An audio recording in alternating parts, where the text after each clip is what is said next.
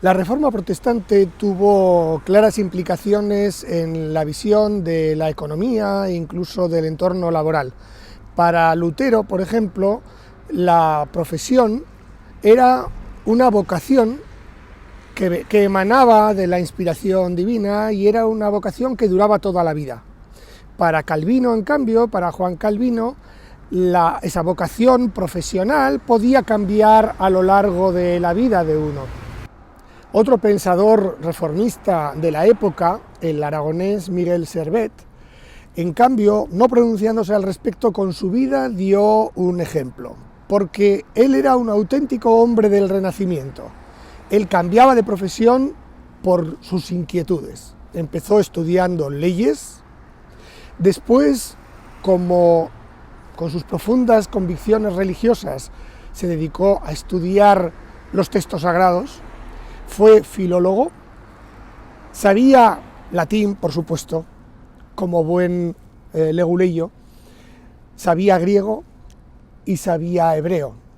Leyó la Biblia en las fuentes originales y eso le llevó a discutir algunos postulados, como por ejemplo la Trinidad, que le convirtieron en un hereje, en una época en la que no era nada conveniente. Siempre en busca del conocimiento, Servet fue a París a estudiar medicina. Allí fue alumno y seguidor de Andreas Vesalio, el padre de la anatomía moderna, y le sustituyó, digámoslo así, como diseccionador en los estudios anatómicos en París. Él también criticaba a Galeno en sus postulados, que eran absolutamente indiscutidos durante siglos, pero es que él leía al médico romano, lo leía en su original griego y no estaba de acuerdo con algunas cosas. Escribió un tratado terapéutico sobre los jarabes, terapias que eran totalmente diferentes a las que se practicaban habitualmente, pero los médicos se dedicaban a hacer sangrías a los pacientes. Esto, como todavía era estudiante, el rector de la Universidad de París le prohibió seguir publicando obras médicas. Quizá por todo esto, Servet, su gran hallazgo de la circulación menor de la sangre, la circulación pulmonar, lo publicó en su libro teológico Restitutio Christianismi. Para Servet, el Espíritu Santo no existía, era la potencia divina, no era una divinidad, era la potencia divina. Ese Espíritu divino que reside en todos nosotros estaba en la sangre. En sus estudios anatómicos, Servet descubrió que la sangre se oxigena en un proceso químico en los pulmones para volver después al torrente sanguíneo principal por el corazón. Fue un descubrimiento que tardó siglos en ser reconocido porque apareció en un tratado teológico y no en un tratado médico. Todo esto le hizo ser objeto de persecución por parte de la Inquisición española, de la Inquisición francesa. De hecho, fue condenado a morir en Viena del Delfinado, solo que lo quemaron en efigie porque él huyó a tiempo. En su camino de huida hacia Italia, concretamente hacia el reino de Nápoles, no sabemos muy bien por qué se dirigió a Ginebra. Y en Ginebra acudió aquí, a San Pedro, a la Catedral de San Pedro, donde daba sus sermones Juan Calvino.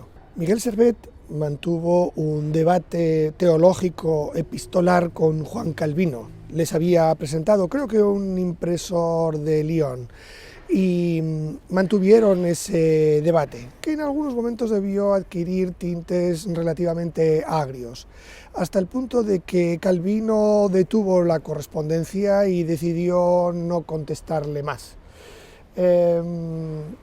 Eso seguramente a Miguel Servet no le sentó nada bien, y lo que hizo fue devolverle a Calvino la copia que él tenía de sus instituciones de la religión cristiana, llena de anotaciones, comentarios, críticas, algunas de ellas probablemente bien ácidas. Quizás Servet no fue consciente de la gran animadversión que había generado en Calvino, quien reconoció que si alguna vez se atrevía a pasar por Ginebra no saldría vivo de la ciudad. No sé si al final tuvo tanto que ver en el fin, en el ajusticiamiento de Servet, pero fue lo que ocurrió, no salió vivo de Ginebra. ¿Por qué se plantó en San Pedro, en la catedral, a escuchar un sermón de su adversario en teología, Juan Calvino? Es un enigma. Allí fue descubierto y Calvino se ocupó de que le apresaran. Quizá pensó que iba a mantener un debate teológico con su adversario en ideas sobre la religión cristiana, y no fue así. Fue sometido a un juicio sumarísimo sin ninguna garantía, sin defensa posible, no le permitieron tener un defensor, no le permitieron mantener un debate teológico como él quería. Estuvo confinado 2 meses y medio, sin casi alimentos, sin nada de higiene, y él se quejó profundamente de ello. Al final fue a la pira. A las afueras de la antigua ciudad, en Champel, fue quemado vivo con sus escritos. No sé si paradójicamente hoy en día Champel no es solamente una colina, sino que aquí está la sede de la Facultad de Medicina de la Universidad de Ginebra y el Hospital Cantonal, que lo tenemos aquí detrás. El gran médico de Villanueva de Sigena, en Huesca, Miguel Servet, tardó mucho en ser reconocido en esta ciudad de Ginebra.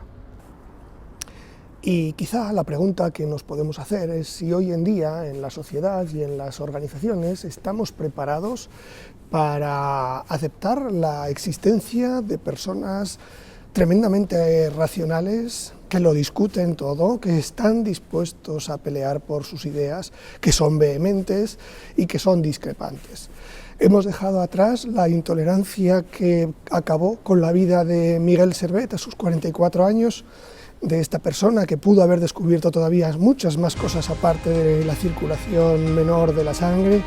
Pues no lo sé, no sé qué es lo que pensaréis vosotros, pero quizá nos quede mucho para abandonar los fanatismos, los dogmatismos y las intolerancias.